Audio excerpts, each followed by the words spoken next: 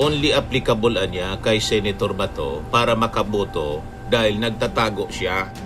O di ba, malinaw? Gusto lang nilang makaboto si Bato de la Rosa at saka yung iba pang mga senador kasi nagtatago. At yung mga senador na makukulong dahil sa pandarambong, si Ping Lacson may latest na reaction siya. Extreme yung existing conditions noong COVID-19 na talagang walang makapasok. Lahat naka-online. Hindi naman pwedeng work from jail. Ngayon, talagang insistido si Robin Padilla, pati yung El Nino ginamit na.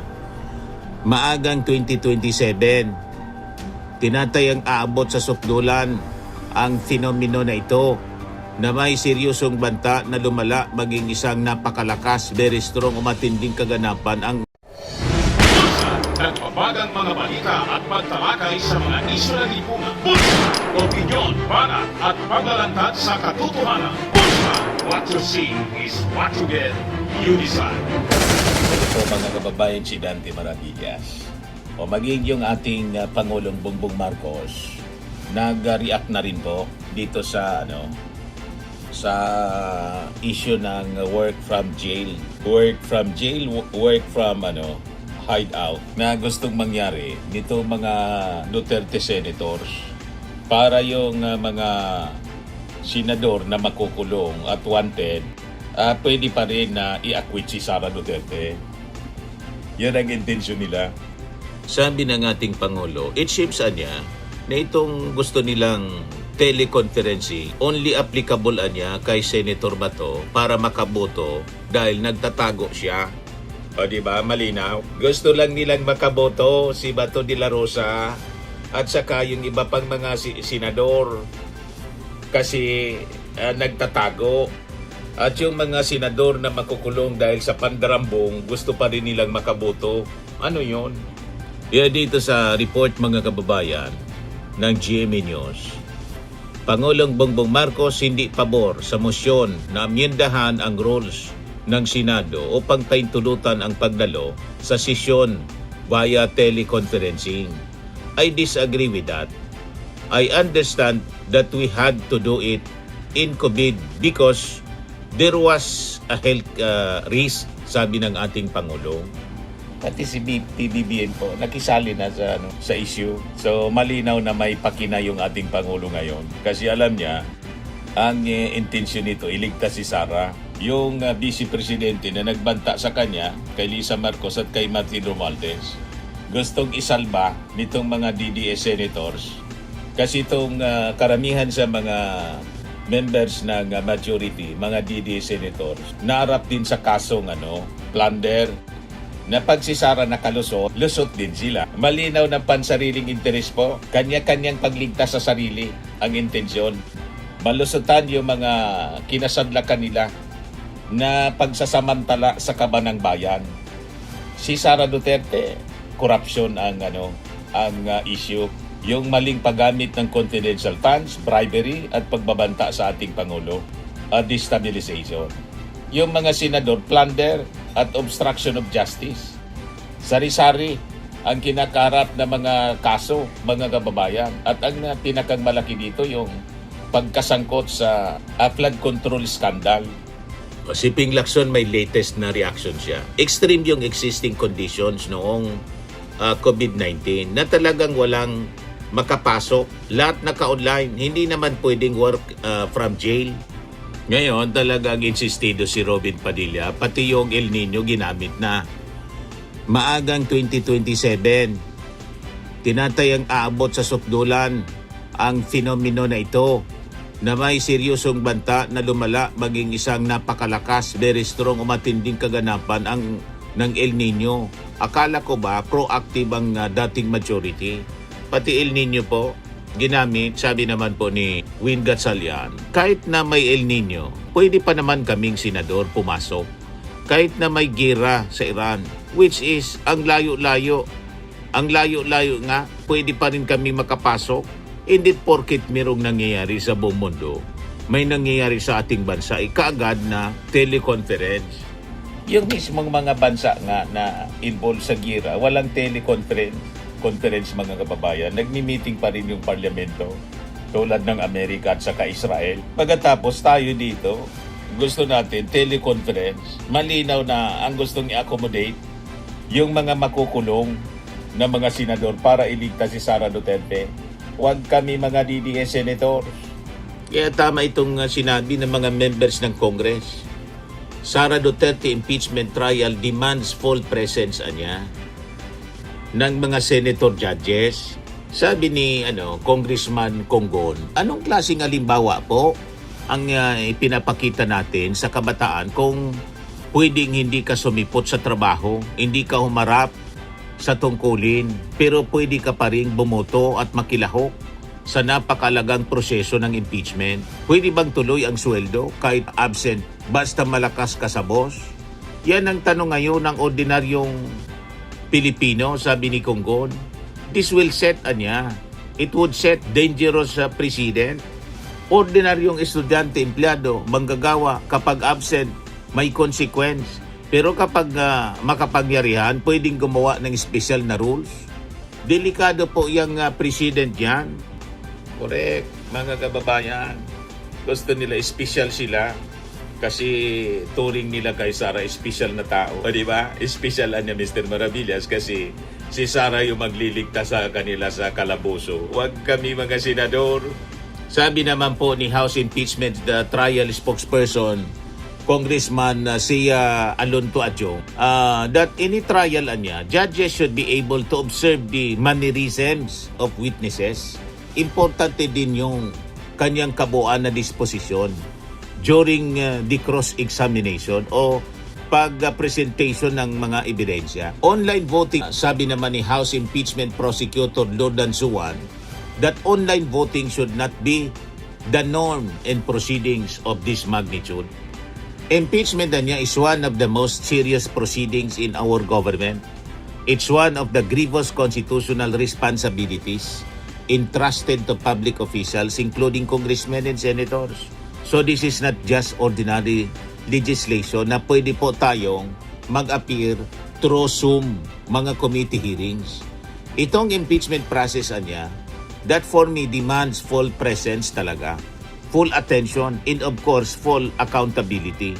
So I think the Filipino people deserve to see their public officials physically present during proceedings, especially this impeachment proceedings that may shape the nation's democratic institutions for the next several decades.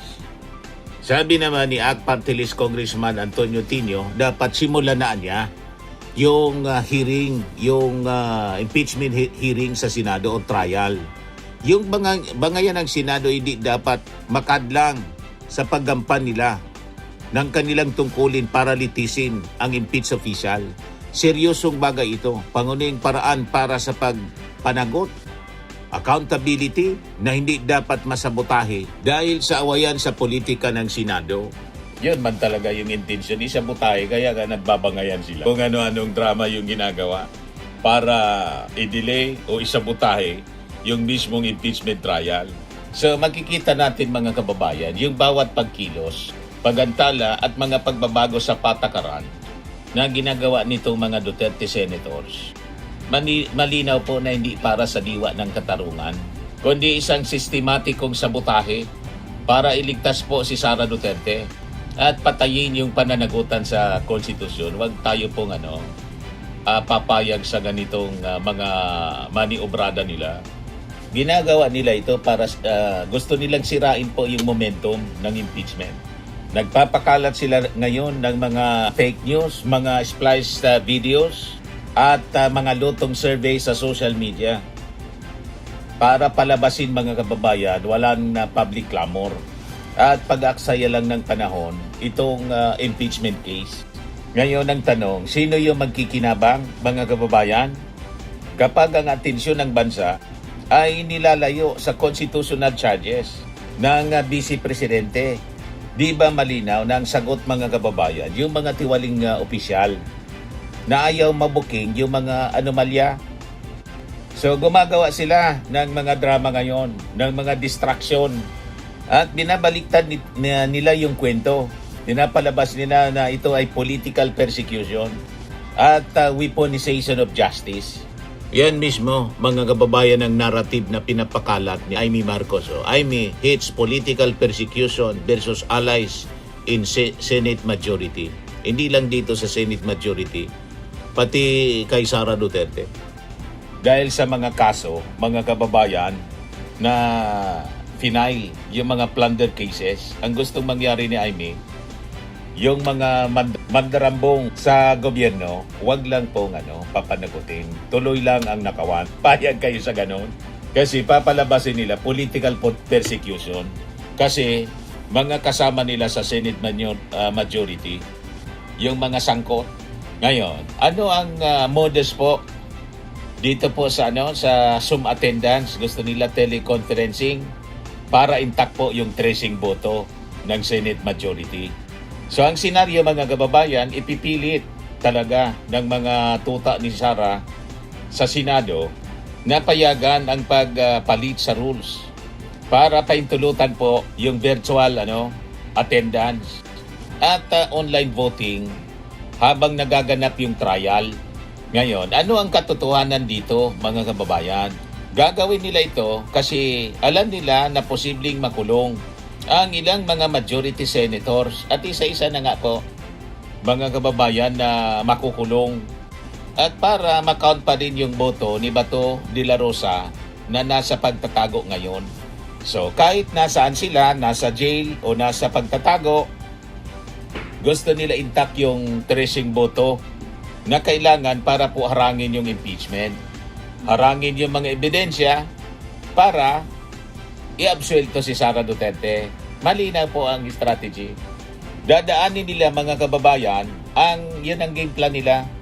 Dadaanin nila, mga kababayan, sa botohan yung pagpapalabas ng ebidensya.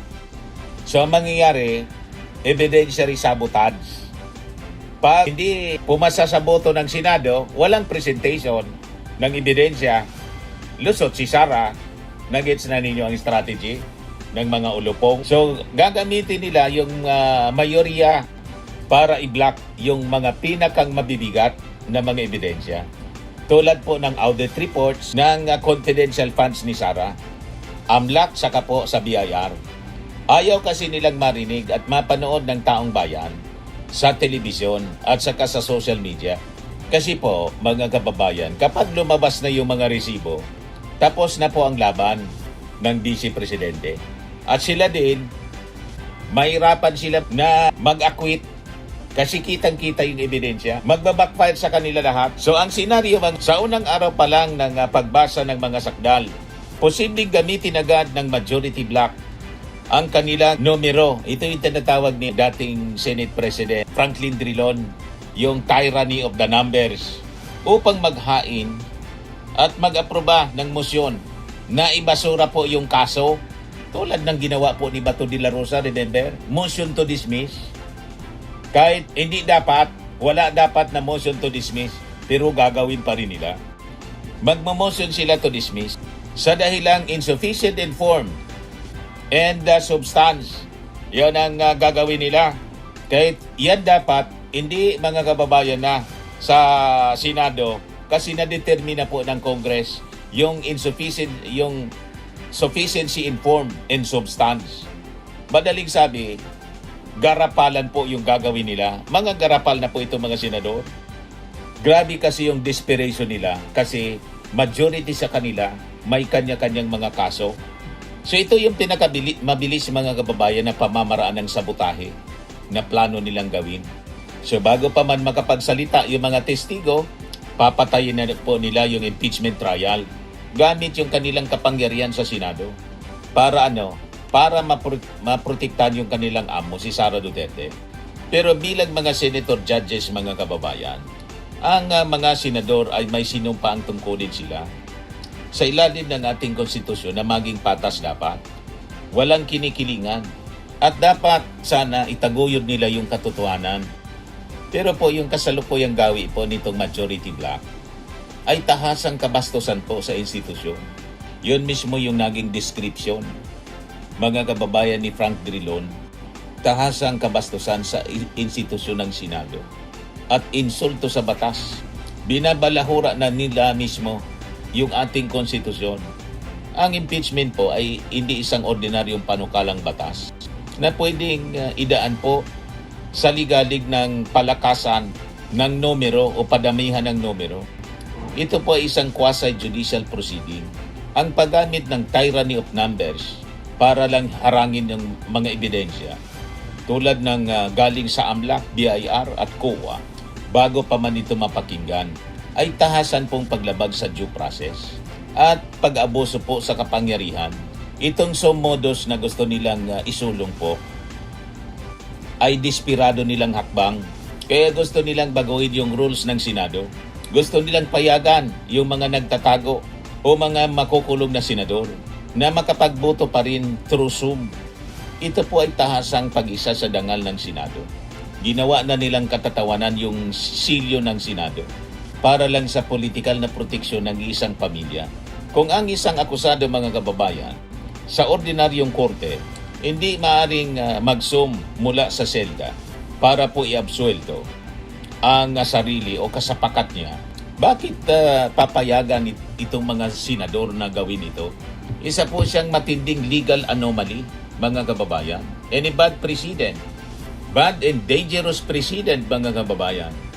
Sa ilalim ng batas, ang pagpigil sa paglabas ng mga ebidensya ay indikasyon po ng pagkakasala.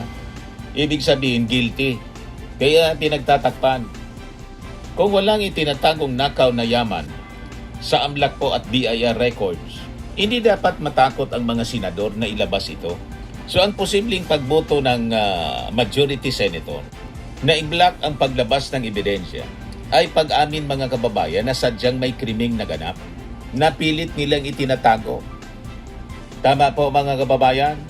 Ang motion to dismiss ay isang pag-amin sa kawalan ng delikadesa.